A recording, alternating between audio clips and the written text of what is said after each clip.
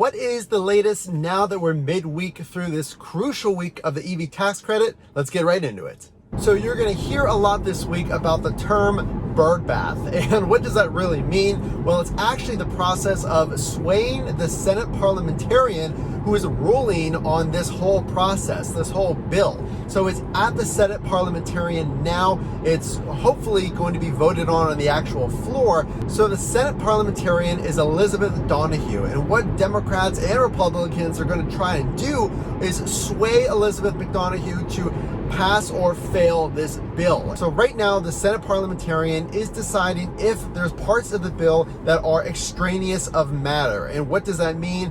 That means, are they unrelated to the budget from being considered in this bill? So if the Senate Parliamentarian, Elizabeth McDonough, determines that parts of this bill, including the EV tax credit, don't affect or don't play into the budget, they're going to be tossed out, and this process is going to be started all over again. There's certain rules that what is proposed has to follow the policy of the budget. And again, this is where we're at right now. This is a crucial step, and Democrats and Republicans are going to try and sway this result and determine, is it going to pass or fail? So right now, the only car that will pass for the union bonus and the $7,500 is the Chevy Bolt. And what is on the line is possible changes to that union bonus. We've heard it time and time again.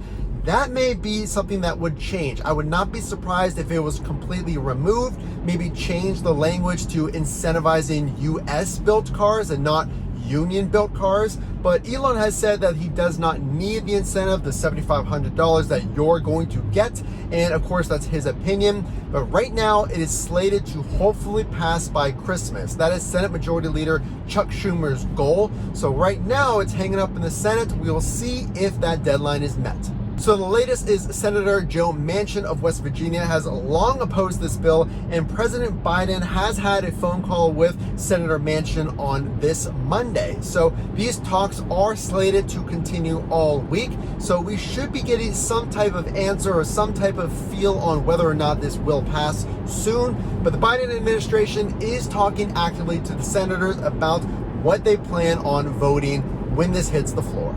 New news just came out. Senator Joe Manchin opposing the bill and all but sinking Democrats' hopes of passing this bill, saying that he would like to see an adjustment to the child tax credit and express concerns over the overall cost of the child tax credit.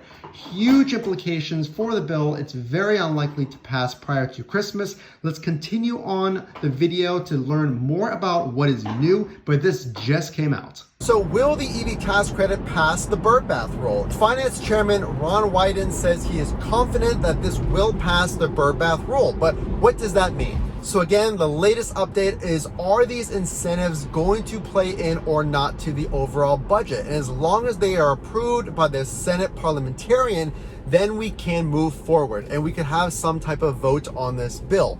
But of course, the bill and the EV tax credits are not without some massive criticism from other automotive players like Canada and Mexico, who will be negatively affected by this union incentive. And Canada came out with a letter very recently threatening certain US products with a tariff. And they even said there will be a list that comes out of the products that are going to get a tariff. And this is a threat to the US if a satisfactory result is not met. So again, Canada and Mexico are planning and hoping this doesn't pass.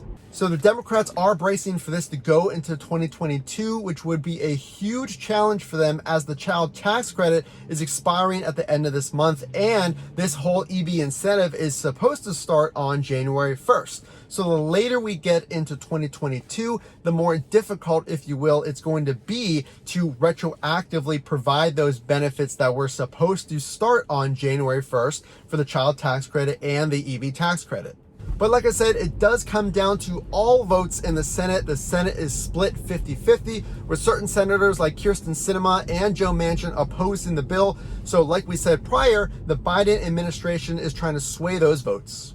So this is a very crucial week to see if the Biden administration and others can sway those votes of certain senators that have opposed the bill and have opposed it for the spending reasons. Now, there's some inflation concerns from Senator Joe Manchin, who said that overall, over the 10-year lifespan of this bill, the actual cost will be more towards $3 trillion, not the $1.75 trillion as it's written. So if those opinions can come around, we will see. But this week is absolutely crucial. We should have an answer very soon. So if you do like this content, the only way I know you enjoyed it is to drop a like and subscribe to get the latest EV updates, Tesla reviews, and more. This is Matt from Frunk to Trunk. We will see you in the next video.